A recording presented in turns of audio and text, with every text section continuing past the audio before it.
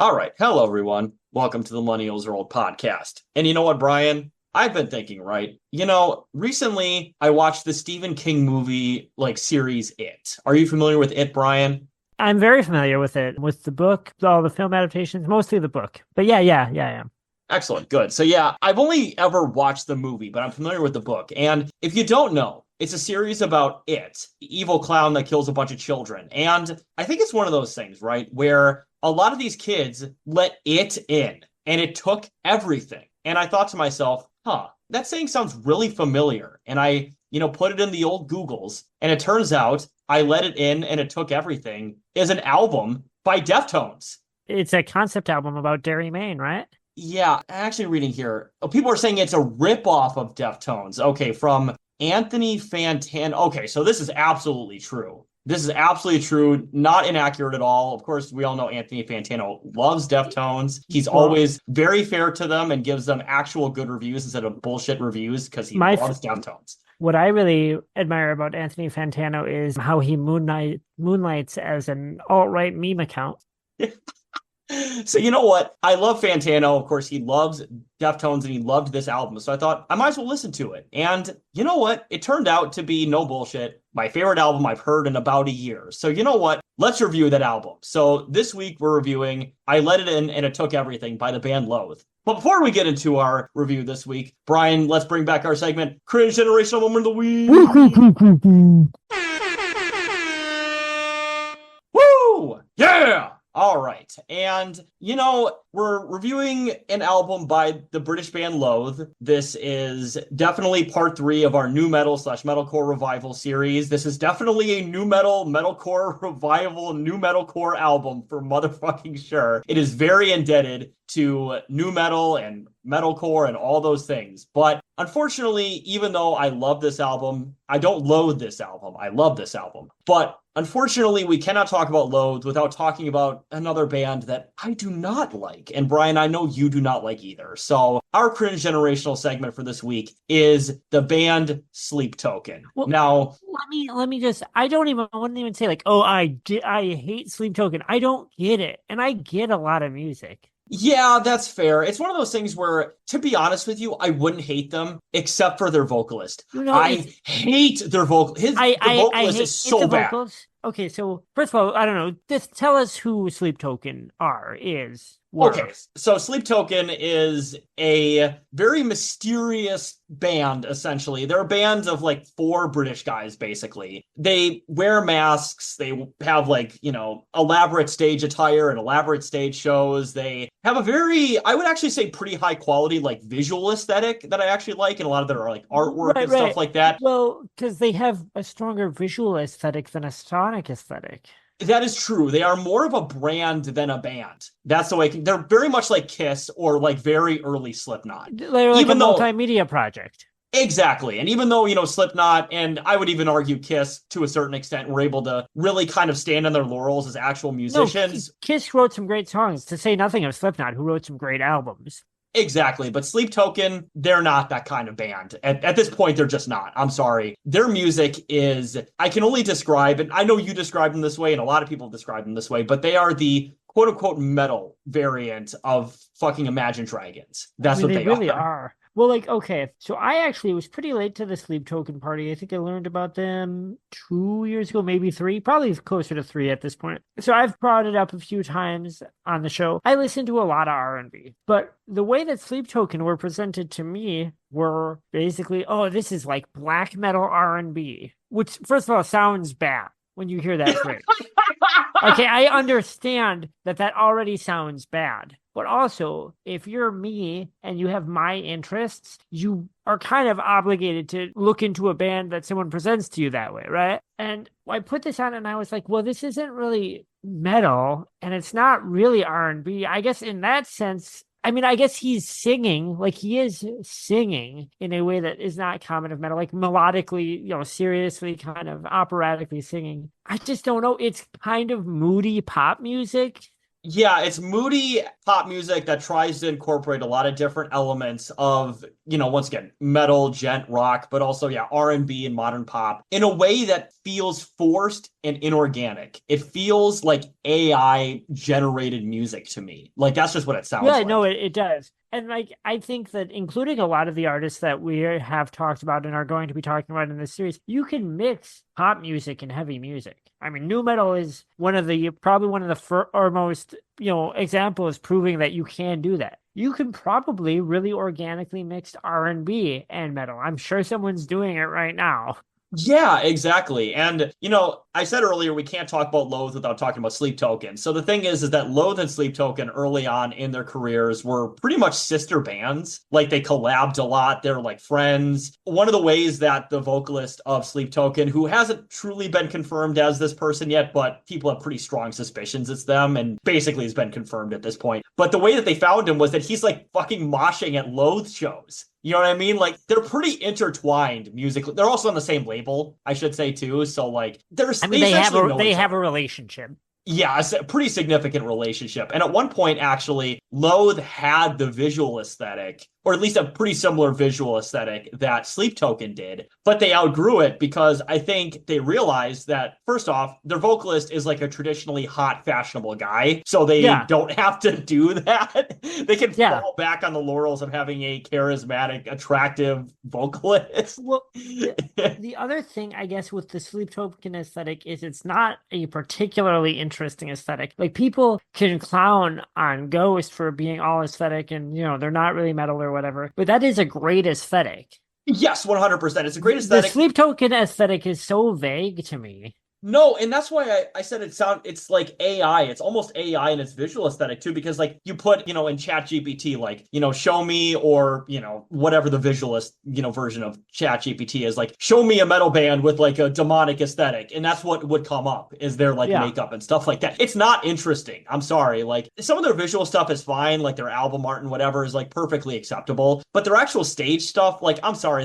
I don't care about a guy dressed in all black with like a hockey mask looking mask with like red paint on it. That's not interesting. Like unless the music is really, really fucking good. Like it's like early Slipknot or Iowa. Yeah. Like otherwise I don't care. Like the music doesn't work. Even the Slipknot example, of course, early Slipknot, like you get to like Iowa and that self-titled album, those are great, weird metal albums. But also, they looked cool. Like they were visually compelling. Whereas Sleep Token, like I don't. Also, is the name Sleep Token a reference to JRPGs?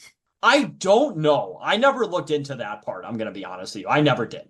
I feel like it must be. It's awful. No, it is. Yeah. But we will unfortunately have to talk about Sleep Token later in this review here. But I do want to get into the details of this album real quick here. So this album came out in 2020. It came out in February of 2020, which was the absolute worst time for a new album release you could possibly imagine. Yeah, it's a great time to drop your epic pseudo concept album that you've put a lot of time into, that you want people to really sit and think about. Yeah, do you think like fucking Kadeem and like Sean were like watching the TV and they're like, hell yeah, dude, I'm really excited for the album to come out. They turn on the TV and it's like, why is this like cruise liner in Seattle full of COVID patients? And that was like the first thing. They were still calling it coronavirus at that point. Yeah, like well, and this is the type of album too. I think an important note to make of this is an album that you write to tour behind. This is a big album. This is an album full of like the songs are full of multiple parts. They're clearly very developed. They intended to tour behind this album, you feel. yes. And it's just like, nope. And then speaking of, I mentioned some of the band members earlier. So once again, this is performed by the band Loathe, the Liverpoolian band. I don't think there's no Beatles in there, but they do sound like Beatles in interviews, which is hilarious. The personnel includes Kadeem France on vocals. And Brian, when did our friend Gabe join a band? I've been trying to get him in a band for years, and he keeps saying, I can't do anything. I can't sing. So he's been lying his ass off this whole time. Yeah, dude fucking moved to Liverpool and was in a fucking metal band and didn't even fucking tell you about it. Asshole. The thing is, he loves to fucking talk in a bad fucking accent. To the audience at home who obviously don't know our personal lives, but one of our friends, Gabe, legitimately looks like the vocalist of this band. He's pretty on point in certain interviews where I'm like, that literally looks like Gabe. It looks a lot like him. It's really funny. He does.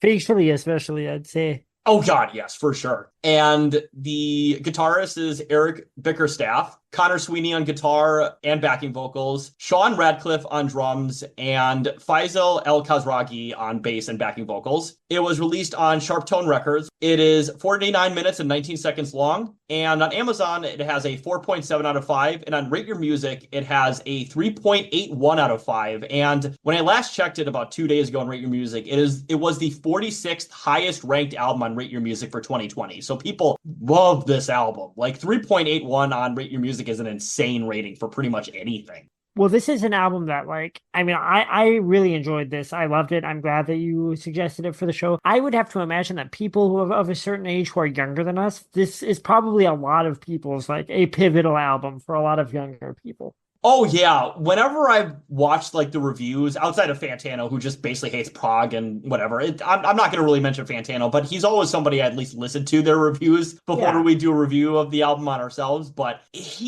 never mind. I will get into Fantano. I'll avoid that for now. But either way, a lot of the reviews that I saw mentioned that this is essentially, and the comparison is definitely there, although they're not a ripoff of this band by any stretch of the imagination. But the comparison to This Is Loathe's White Pony was a lot of comparisons that I saw. It's one of those albums that, and once again, this album came out at the worst possible time you could possibly imagine, but this was an album that I think a lot of people were saying that this was going to be like the defining moment for Loathe as a band commercially and critically. And I can certainly see that.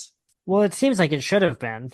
And also artistically, too. I mean, this is a very fully formed album, and we're not really going to get into their earlier albums or their instrumental, or I should say, atmospheric companion piece that came out after. But their previous albums are also very good, but they're definitely not as fully formed as this. Like, this is a fully formed, I would say this is pretty much their masterpiece, to be honest. Yeah, no, this is pretty clearly, maybe not lyrically, I don't know, but sonically, it's a concept album. Yes. It flows with such deliberation. Their first LP actually is a concept album. I think I was telling you about it. It's like You were. Very metalcore-y. It's still pretty proggy, just like this album has some definite prog elements to it. Sure. It's not as fully formed, but that is a concept album about apparently like the apocalypse. It's like an anime thing about like two enemies in the apocalypse like fighting each other. That does sound like an anime. Yeah.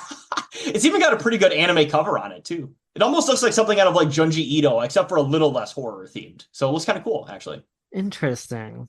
And then before we get into the track listing here, I want to mention some Amazon reviews. So there weren't that many Amazon reviews, but I did find a couple, and no dipshits, as has been the trend for a couple episodes now. We've not had any dipshits in our Amazon reviews, which I do appreciate quite a bit. We've talked about this before. I think when you get to kind of more niche albums, the type of people who are taking the time to review an album by Loathe or by Hoarder are going to be, like, they've already gone out of their way to write this review, No, so exactly, 100%. Makes sense that they'll be a little more thoughtful. For sure. And then the most thoughtful review I had is the first one here. So After Dark gives us 5 stars, and the head of the review says 2020's album of the year. And the body of the review says, sometimes a fantastic record reveals its greatness right away. And my first impression is, yeah, this is going to be hard to top. Alien by Northlane was that album for me in 2019, and my opinion of it has not been diminished one bit. Another album that left a great impression and actually improved from the starting position throughout the year was Loathe. It is fitting that Deftones and Loathe would both release strong records, with Deftones vocalist Chino Moreno being not only a major influence on Loathe, but also one of their most well-known fans. That is true, actually. He posted, I want to say, Two-Way Mirror on his social media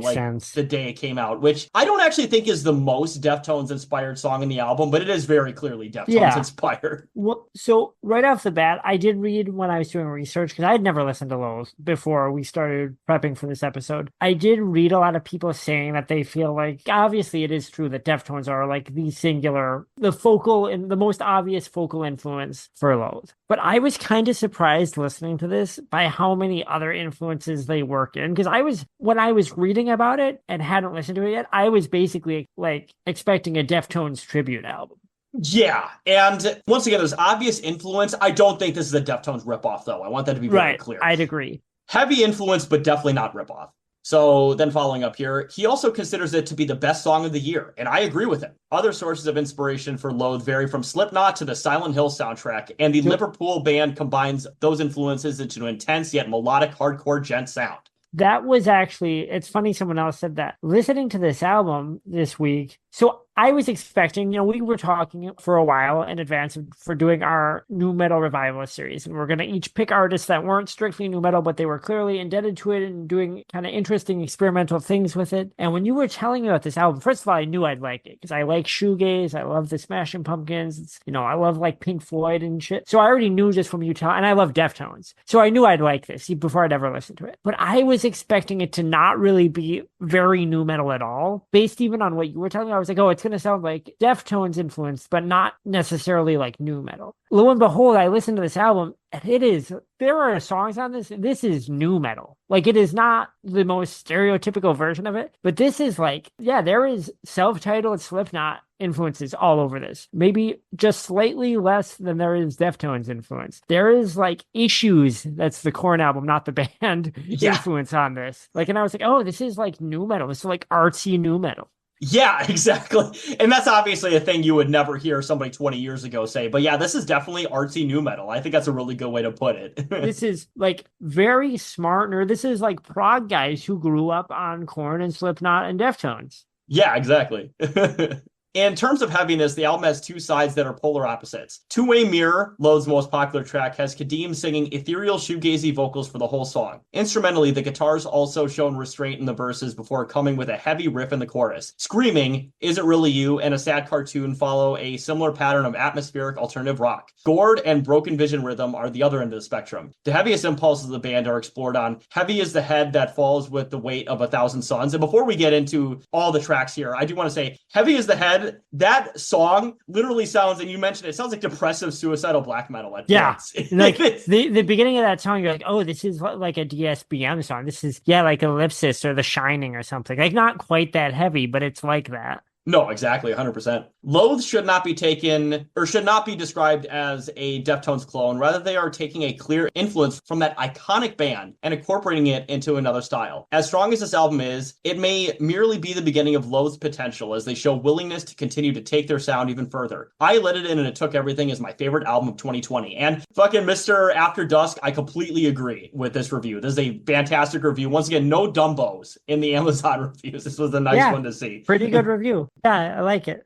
And then the last two reviews are two-parter reviews, and this one is so funny, Brian. I did not expect this. This is so funny. But Just Some Old Guy gives us 4 stars, and I think that user is us, because we're just some old guys who are talking about Millennials, which now means that we're old. Yeah, but he gives us 4 stars, and the head of the review says, music is okay. And the body of the review says, my CD looks nothing like what is pictured. Someone already posted a picture of it. I think the band is called Ventilator, and you get their cover art and inside sleeve, but the back of the CD says Loathe on it. When I first opened it, I thought, what the? Judging by the cover art, my first impression was, okay, this is going to be snare bashing, but why did I order this? Then I looked at the back and opened it. It appears that this is the correct CD, just wrong cover. And then the next review here is a 2-parter for this one. So Matthew Lambert gives this 1 star, and the head of the review says, wrong cover/booklet. And the body of their review says, like the other reviews say, the CD comes with the wrong booklet, which is the cover of the CD packaging, instead including a booklet from some 90s grindcore band called Ventilator.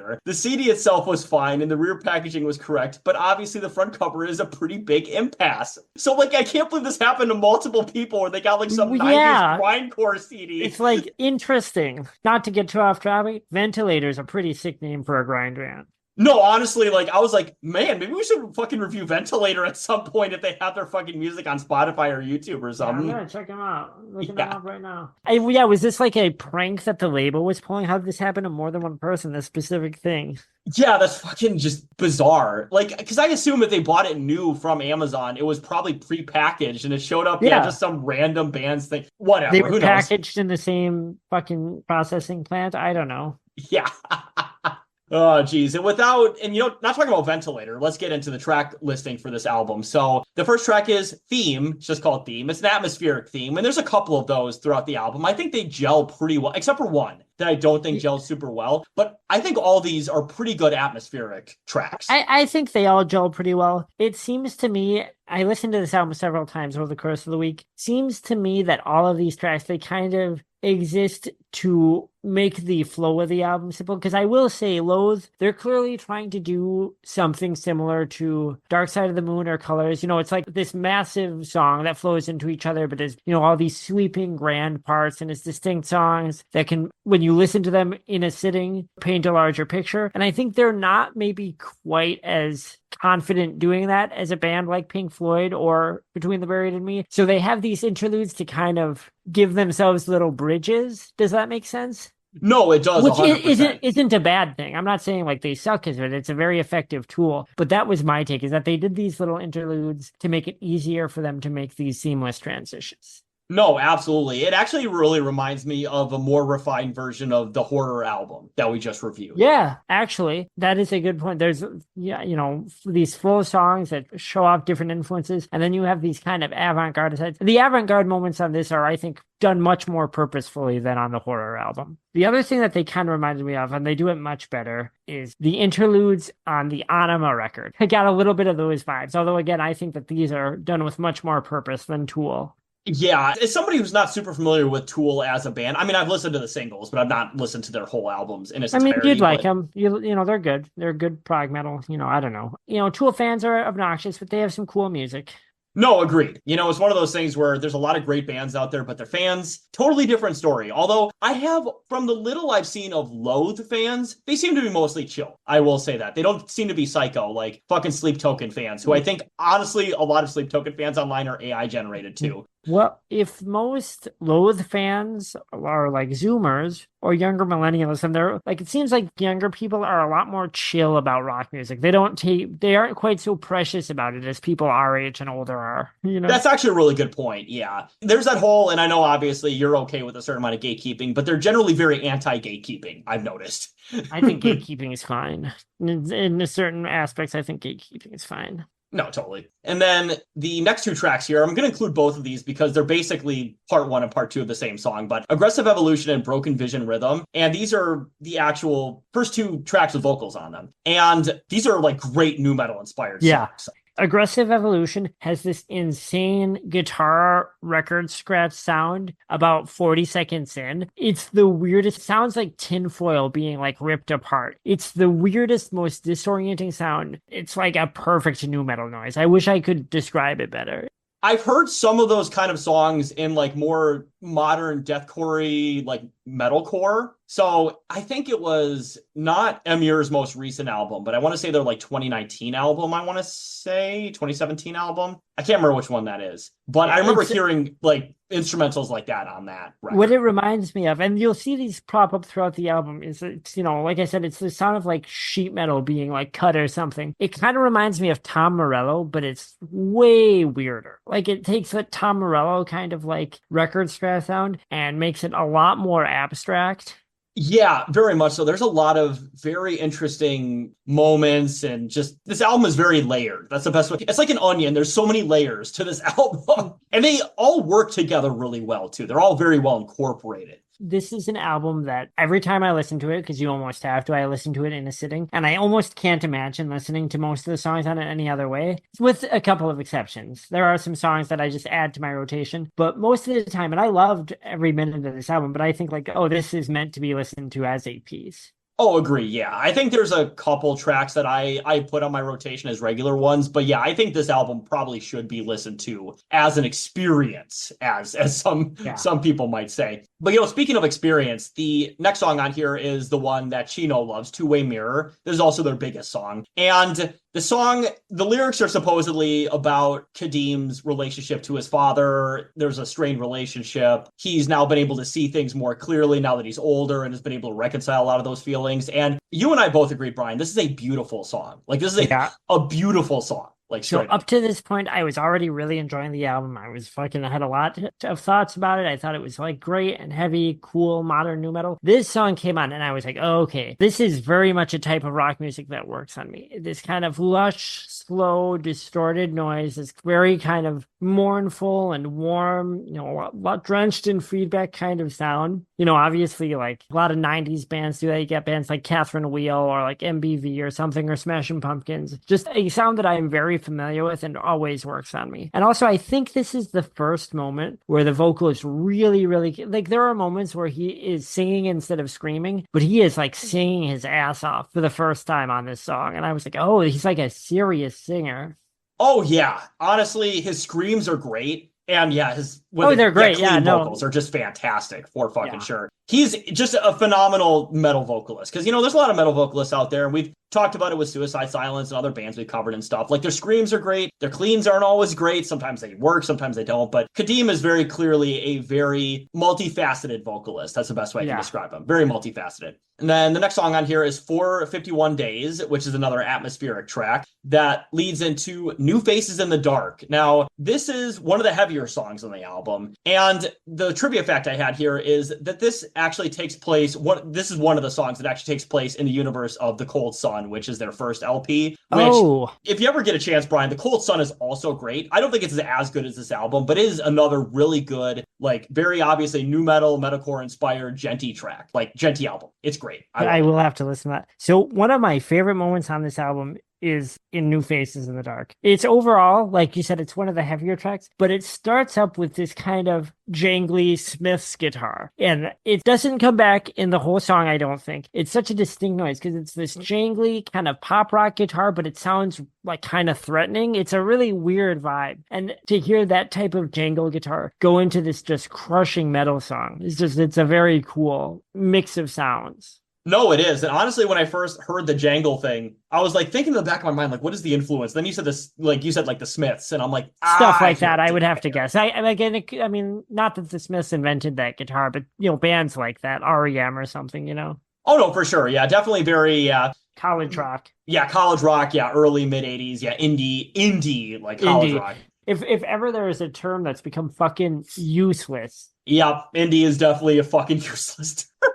But, speaking of things that aren't useless, so the next track on here is Red Room, and this is another short, heavy track. This is another one where it's just like, we talk about a lot of these songs are very melodic and stuff, but there's a lot of heavy shit on this album, like a lot of heavy fucking songs. Like, it's not like grindcore or anything like that. No, but it is like I would say like Iowa era Slipknot is one of the big reference points for me. There are these moments, obviously there's these very warm kind of moments, these moments that are, affecting a lot of like vulnerability. But then there are these moments where it's not atonal. It's not, like you said, it's not grindcore, but it's this crushing kind of like threatening, oppressive, like thrash that is, I think, indebted a lot to obviously earlier nu metal, but then to death metal a lot too, especially in the instrumentation.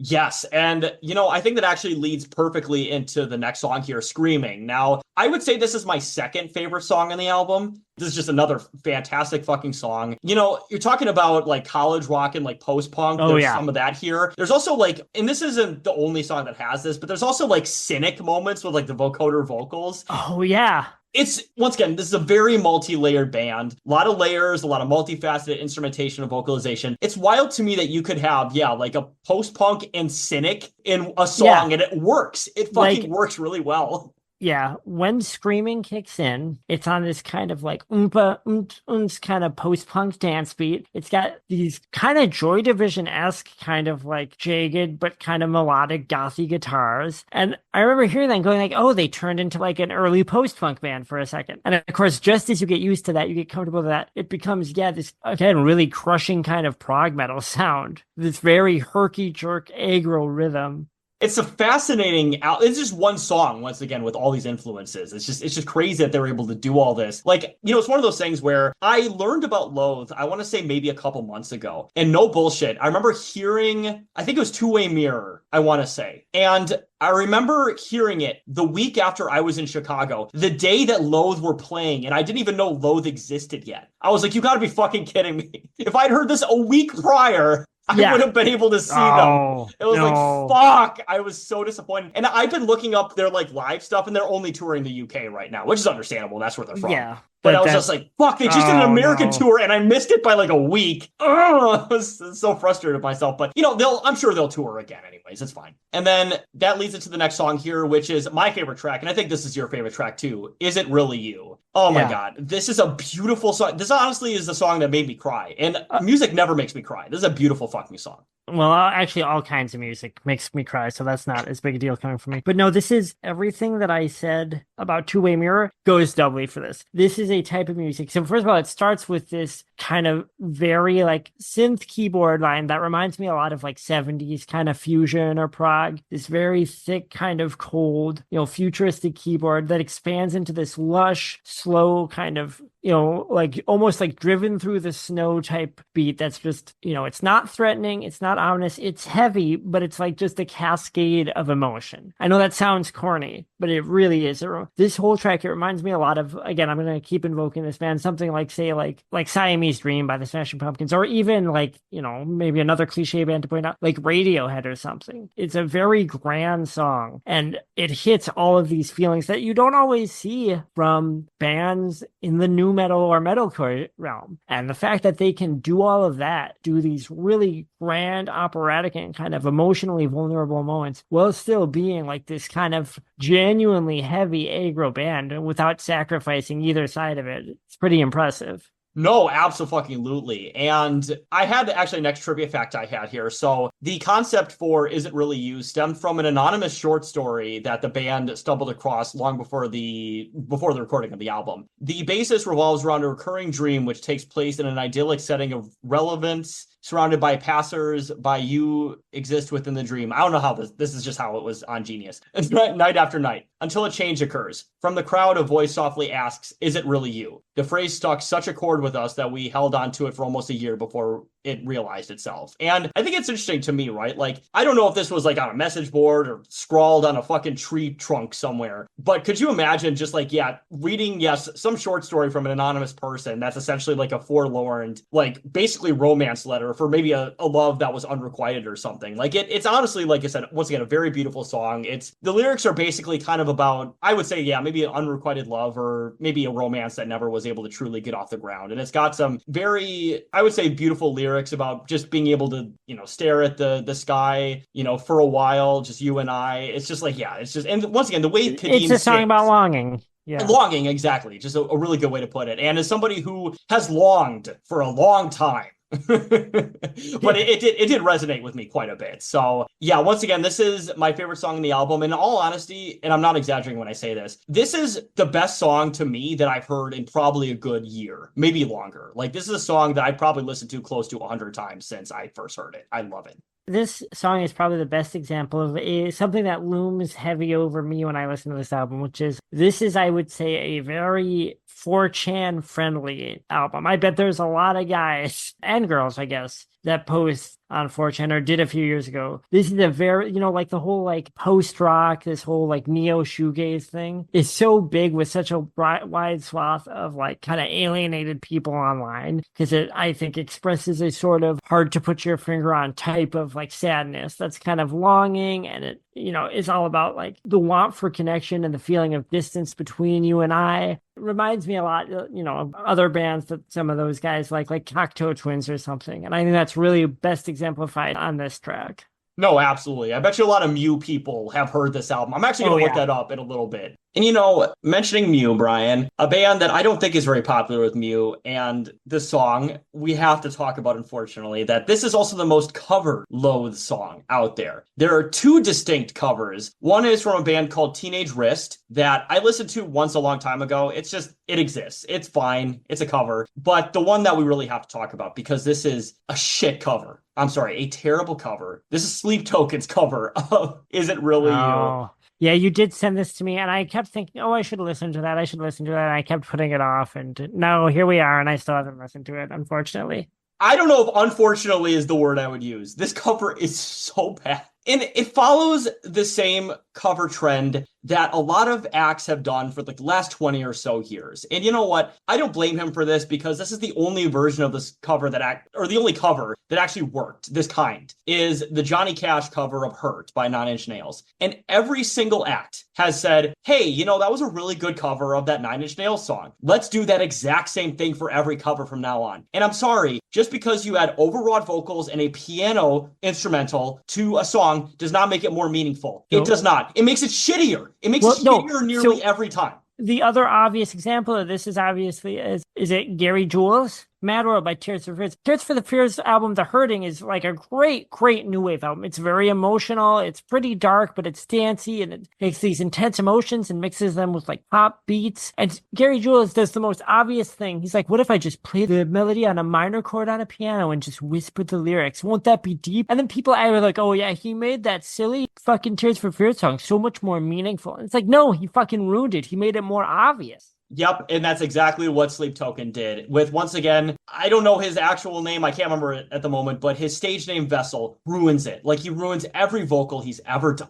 And once again, I'm not trying to hate, because at this point, I'm beyond hating. I'm not a hater. I'm not a certified hater. I'm a certified lover boy. Not like Drake, who's a certified something else at this point. But anyways... Certified lover boy, certified pedophile. Yeah. Shouldn't have done the voice. No, That's a great song, though. It is a great song. But, well, no, speaking of not great songs here, but once again, I hate this guy's vocal style. Honestly, if Sleep Token existed as a band and did the exact same shit, but had a different vocalist, I might actually be able to tolerate them. But that guy's vocals, he sounds like a fucking goat sometimes. He's just that overwrought with it. I'm like, what are you doing, dude? And I don't understand. People fucking love it. People sold out Madison Square Garden for Sleep Token twice, and I just don't get it. I really don't get it. That's kind of makes me feel like I'm living in another dimension, because yeah!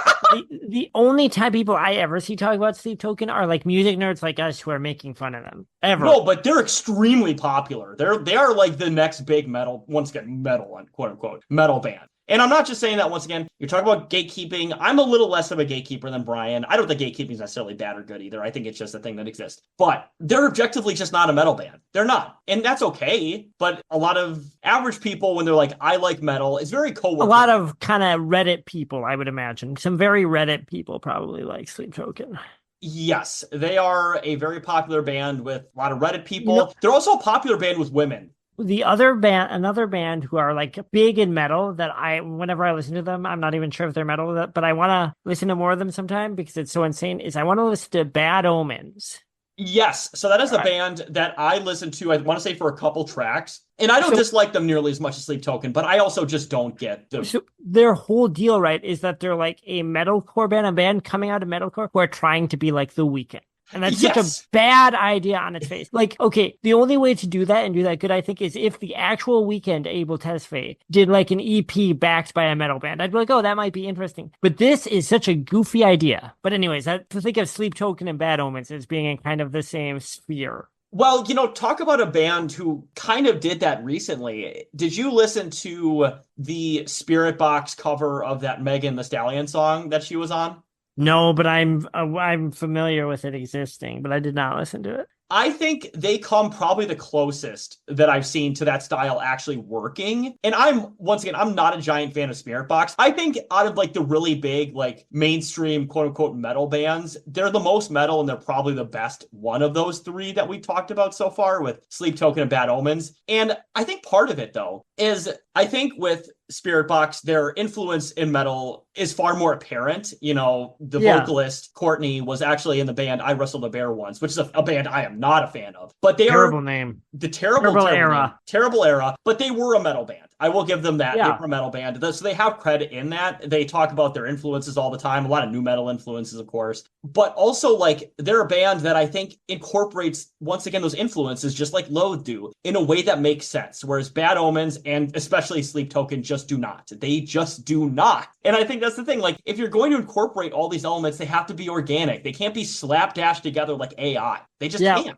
Whereas it seems like sometimes like the Bad Omens thing, literally to me, and maybe if I listen to them more, because by the way, just to get this out of the way, I love The Weeknd. He's like one of my favorite modern artists. But like when I listen to this, it's like it literally sounds like a bunch of metalcore guys that were like, oh, I bet if we try to be like The Weeknd but be a metal band, we can make a lot of money. And it just sounds so silly on its face and so disingenuous. Do you think it's like the earnest sort of like actual attempt from like back in the 2000s when it was like pop punk or like metalcore does series, like the pop punk does that's some of the worst stuff. music ever. That's some bad. of the worst music ever. We could do a Pop Goes episode sometime because that's some of the worst fucking music ever. That actually makes me mad, that shit.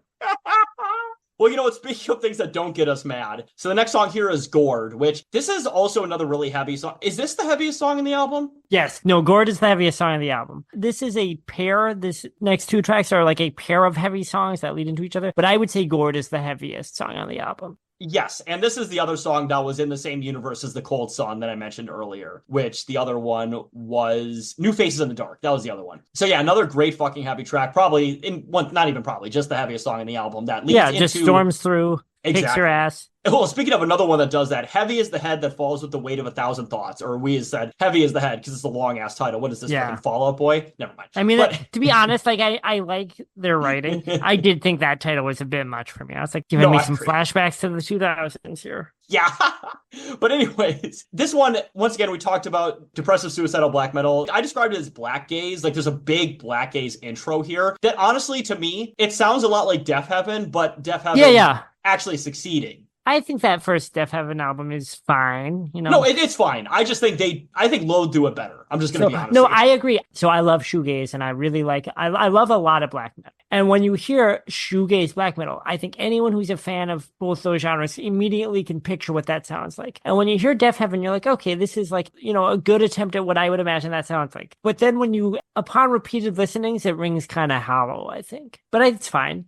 Yeah, no, it's totally fine album. I don't hate it, but I just thought that was a funny little thing to put in there. But the intro to this track does sound a lot like Death Heaven, though. Yes, and this is the song that had like really, once again, talk about the myriad of influences that somehow shouldn't work but do. But once again, depressive suicidal black metal, black gaze, Death Heaven intro, and then like most of the way through, like maybe like 75% through the song, there's like scronky early 2000s metalcore riffing on here, and it's awesome. It's like, what? Yeah, like some classic skronk. So yeah, another fucking fantastic track. And then the last two songs here, because one of them's a reprise. So the penultimate song here, A Sad Cartoon. Now, a lot of people have said this is the most blatant Deftones influence song. I mean, I guess. Yeah, I mean, I guess you could say that, but this is... I actually think, and I know you said earlier you disagree, I think Two-Way Mirror is probably the most obviously Deftones influenced. When I hear that song, I'm like, this is a band that is into the Deftones. Another song that very much reminds me of Deftones is, once again, Is It Really You? Is It Really You? That song to me sounds like Hole in the Earth from Saturday Night Wrist. That's true. This is very Saturday Night Wrist era, which is one of the more overlooked Deftones era. So that's nice to see. In my opinion, I think that's a very underrated album in their catalog. And you know who really hates that album, Brian? Deftones. They hate that album. Yeah, I've heard that. They hate the self-titled one too, right? I think they're a little bit more positive on it because I love Saturday Night Wrist and the self-titled album. Those are two of my favorite albums by them. No, they're absolutely fantastic. Very much overlooked albums for sure. But I remember I saw Deftones, I want to say it was a little over 2 years ago now. And they played a track from every album except for Saturday Night Wrist. That was the only album they didn't play a track from. Yeah, you told me that. That's so annoying. So not to get too much on a Deftones tangent. You ever see people talk about Team Sleep and they go, it's like Chino doing shoegaze. And then you listen to it and you're like, oh, it just sounds like Deftones. Like Deftones are already shoegaze. Yeah, they're already pretty fucking... It's marginally less heavy. They've been doing shoegaze arguably since they've been doing shoegaze since from Around the Fur. Like they've been doing it forever. Well, okay, if you ever watched that public access performance they did in like 1992, where Chino was like doing a Morrissey impression. Oh yeah, that was always like an element of their sound. But also, it's like people go like, Team Sleep is Chino revealing his secret love of new wave and shoegaze. It's like, what do you mean secret? Do you remember when they did an even more shoegaze version of Be Quiet and Drive with Adam Sandler? Yes, it's beautiful. Friend of the pod, Adam Sandler. We love him. Honestly, we should talk about that, not in our cringe millennial segment, but just like talk about it as a segment because that is like literally the most millennials are old, That is like, such an video old ever. millennial thing. And once again, with clips from Little Nicky playing over it too, it's awesome. The only thing I could do better is if there was like a verse from Eminem on there. Oh god, but yeah, no, speaking of sad cartoon once again, a very once again post-punk inspired song. It's also got proggy cynic elements in it again. Another great fucking song. I love this song a lot. I understand. I did see a lot of people talk about this album when I was reading about it. This is a lot of people's favorite Loathe song, I guess, which makes sense to me. Not my favorite. My favorite is It Really You? I like this whole album, but anytime there's a track like this, a track that's very shoegazy, that's very kind of like full of these warm, kind of washing over like distorted guitars and these emotional vocals, that's just always going to work for me. That's a type of rock music that really hits for me. No, same, honestly. As somebody who didn't used to like that when they're younger, but the older I've gotten, the more I've appreciated that. And pretty much every band I've listened to I kind of wonder if you would like any like 90s emo, like Midwest emo or like Christie Front Drive or like... I like Midwest. Yeah, I like Midwest emo. I assume you know like American football and shit who do a little bit of that, but like Christie Front Drive do a lot of kind of... It's like American football, but kind of more distorted guitars. Yeah, no, I mean, I am probably the most sex-having Midwest emo fan of all time, I would say. I mean, that's a pretty low, that's a low bar to clear. The most consensual sex-having Midwest emo fan. Oh, God, yeah, Jesus, that's really funny. But you know what? That does not lead perfectly into our last song here. Oh, actually, Sad Cartoon is a reprise. It's just an instrumental. Once again, yeah, great it's instrumental. Like a fade-out. It's a cool, pretty transitional piece, you know.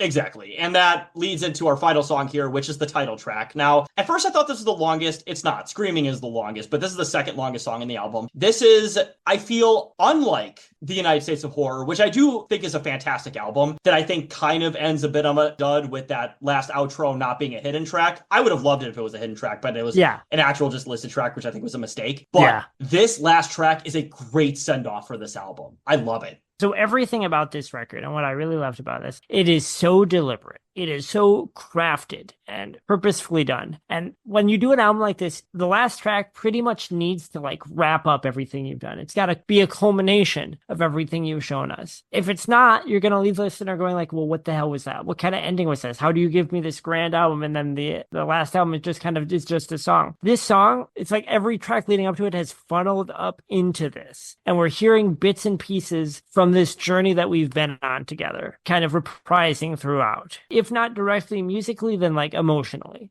Yeah, no, absolutely. This is, once again, just a great send-off to the album. It's very also anthemic. Yes, very anthemic for sure. It also features Vincent Void of Dark Complex, which is a band I'd never heard of, but I will definitely listen to them after I don't know. Finish this here. And that is our track listing here. I will say, even though this is a 10 out of 10 album for me, if I had to nitpick literally one thing that I think doesn't work perfectly, because I literally have to nitpick, that's how perfect I pretty much find this album. But I will say, the one thing that I wish they could have did a little bit better here is the transition from Is It Really You to Gord is a little too sudden. That's I can see that. Only problem I can think of, because, once again, Gord is the heaviest song in the album. Is It Really You is not a heavy song by any imagination, but it goes from that instrumental / lead off into just the heavy part. I wish they had transitioned a little bit better, but it's a little jarring. That's the only complaint. Otherwise, Nat, this is literally a 10 out of 10 album for me. I fucking love this album. So I don't do number ratings, but no, this is a great album. So one of my favorite things is to, like, I think about music in terms of influences. So sometimes I'll just get some wild hair up on my ass and be like, let's see what current music or current artist sounds like they're influenced by so and so. If I was going to like give someone an example of like modern nu metal that I think is very good, that I could recommend to people who are fans of like classic nu metal, but also maybe people who aren't fans of it at all, like this would be the go-to album.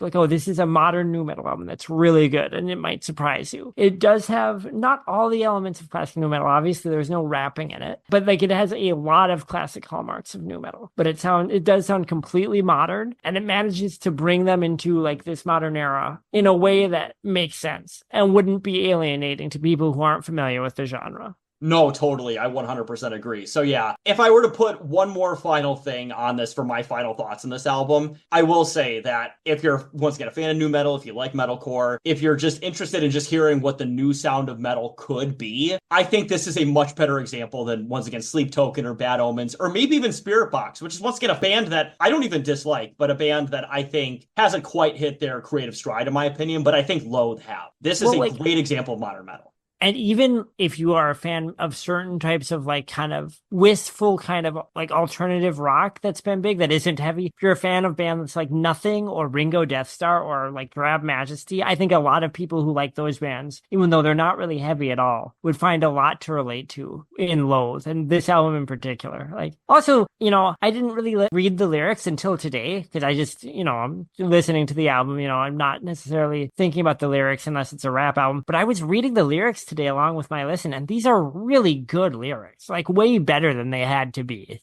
No, 100%. Like, yeah, these are actually, very introspective, very good lyrics, especially on some of the, like I said, they're not hokey either. Really... They are, very introspective, pretty poetic, but not like goofy the way a lot of metal lyrics can be. No, for sure. Out of like the specific metalcore albums we've reviewed so far, and like the deathcore and new metal stuff, this is definitely better than Suicide Silence's lyrics by quite a bit. Like, these guys have writing chops, which I do appreciate. Yeah. And you're talking about Ringo Death Star. Speaking of Ringo Starr in Liverpool, I have watched a lot of these interviews because, once again, this is an interesting metal band, very diverse. Faisal El Khazragi, I'm assuming, is like an Arab person. They got a black frontman, which is very rare in metal in general, right? And I'm just like, these guys seem really interesting. And I listen to the interviews and they sound like the Beatles. Like, they have Beatles accents. It's just so funny to me. And like it sounds like they're like doing a bit. Yeah, it really does. Like, we're listening to Deftones, Yeah, we're listening to Deftones and we love the band. Like, they sound almost exactly. Love Chino. Yeah.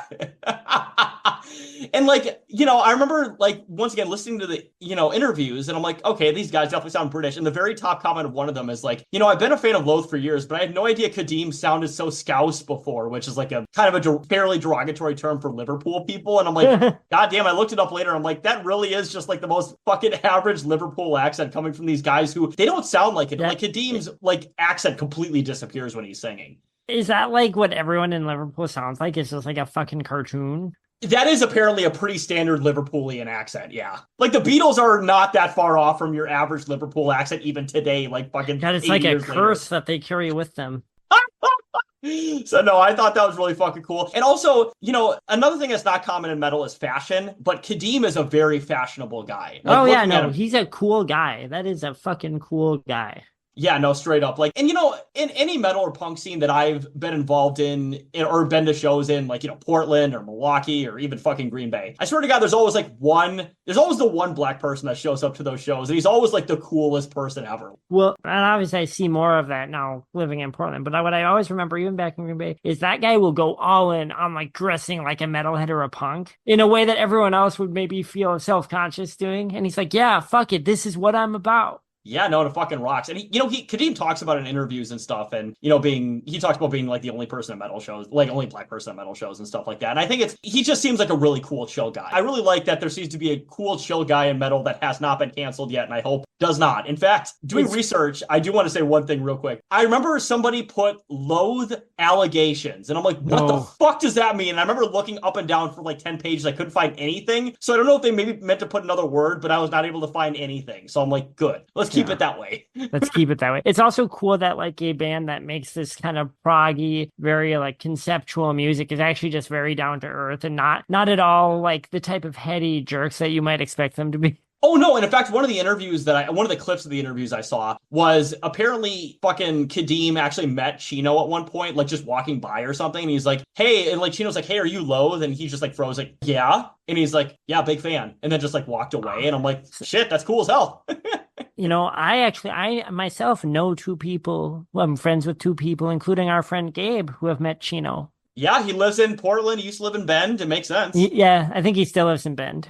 Oh, okay. I've seen him on like the Portland subreddit. People be like, I met Chino. So years ago, a friend of mine was working at a health food store in Bend, and he was in there shopping, and she like didn't know who he was. And she came up and went, hey, are you finding everything all right? And then he was kind of like, yeah, kind of like he was annoyed, and she didn't know why. And then she realized that another one of her coworkers was like following him around.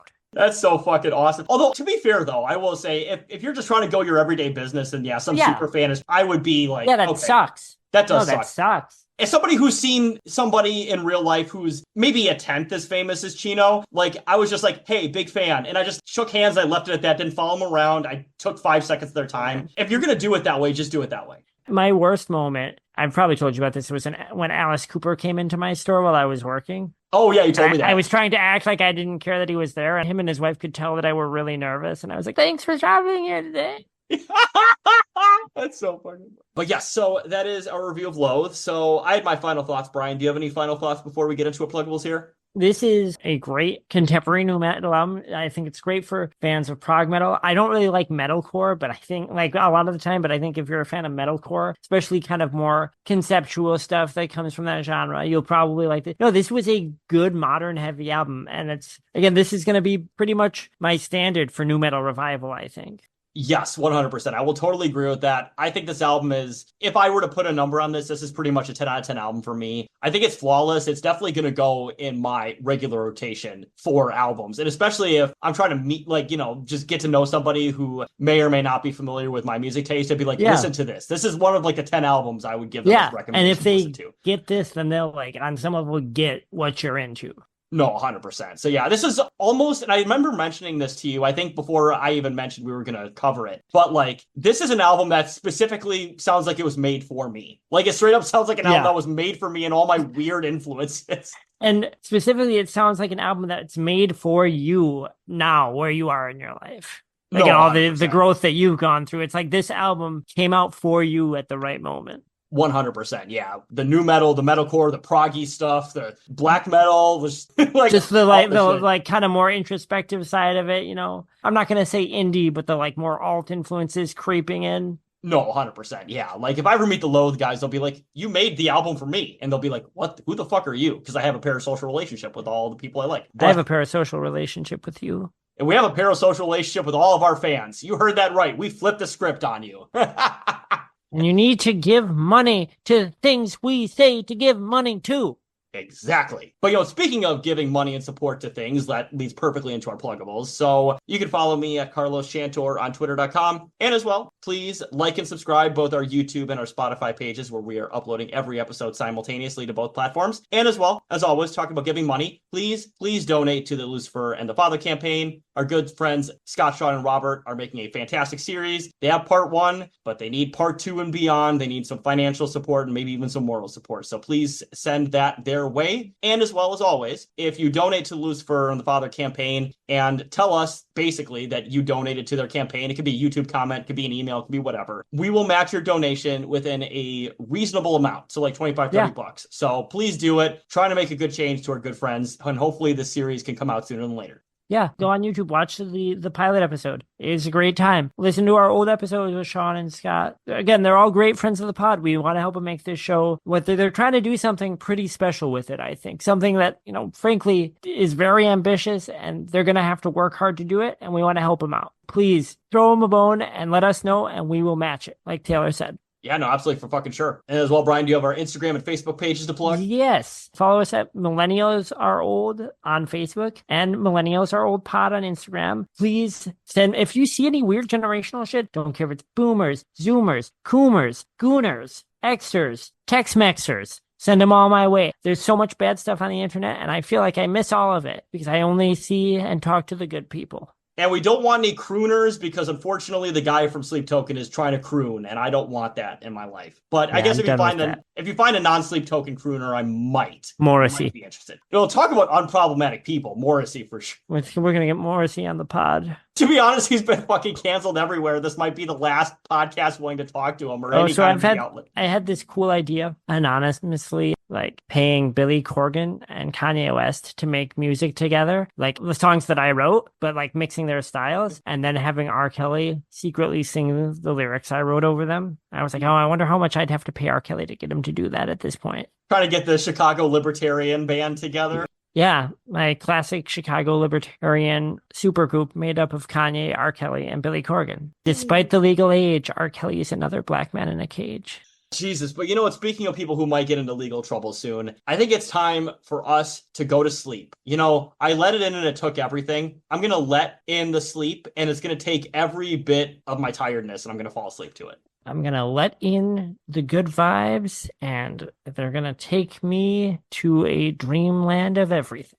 Hell yeah. Speaking of Dreamland, talk about people who got in legal trouble. Dreamland, Neverland, have a good night. Oh, you know what? One more thing. Oh, we actually talked about fucking Corey Feldman in the last episode, right? Yeah, we did. We Hell can always yeah. talk about him more next time, though. There's always stuff to Yes. talk about with Corey. Well, that's the thing, Brian. If we keep talking about him and people keep clowning on him, I think he can make a part 2 to the Joke's on You. I mean, I hope so. I support him most of the time. Yeah, we don't support him. I want him to listen to our show. I think we did him justice, I thought. Well, speaking of doing justice, before we let the audience go here, because they're tired and they want to go to fucking sleep, of course. But I will say, I did, when I was leaving the stadium that I was at, there was a poster that said meet and greet for Corey, and the line was empty. You know what you should have done? You should have put our Angelus to the Core review on a tape, like it's your mixtape, and thrown it at him while he was on stage. Been like, listen to my tape. Yeah, listen to my tape. Our podcast. Honestly, though, straight up, we are probably one of, I would say, the only unironic Angelic to We're the the Core only fans at this people point. who bothered to give it a real review. I think we're the only people who ever actually listened to the second disc of the album. I think so, yeah, because people don't talk about fucking Seamless. Yeah, people don't seem to know that there's a new metal half of the album. Oh, God. But, Corey, if you listen to any of our episodes, please, we would love to have you on straight up. We won't pay you anything, but we will have you on for fucking sure. We will give you... I'll let you crash on my couch. Yes, 100%. You can even crash on my fucking couch. Speaking of crashing, that leads perfectly into our outro. So have a good night, everybody. Night, folks.